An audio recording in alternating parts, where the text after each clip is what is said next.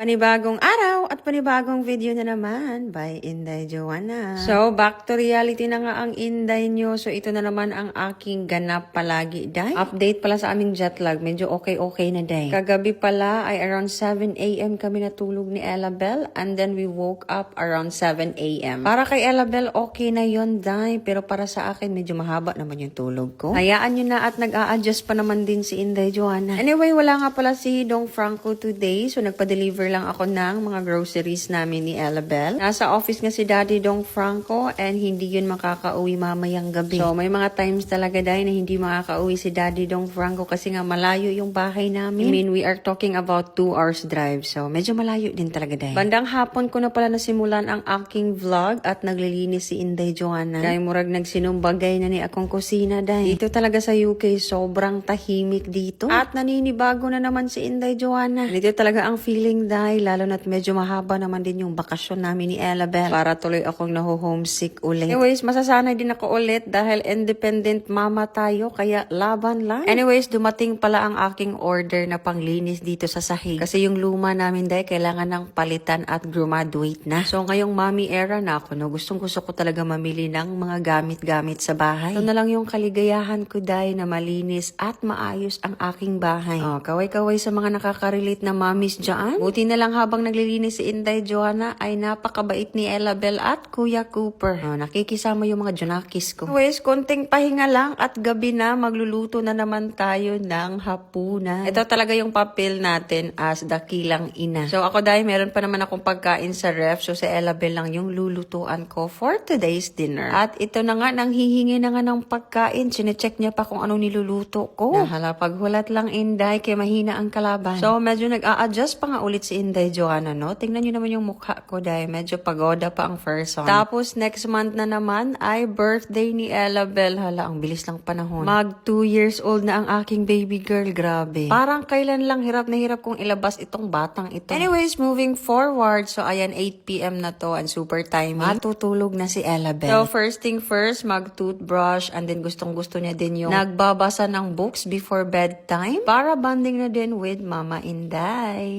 Diba? Today is super productive day para sa akin. And I'm super thankful kasi andito na din kami sa London sa bahay namin with Dong Franco. At least buo na ang aming pamilya ulit. Asya, maraming salamat sa pagsama today. See you next time. Bye, be kind.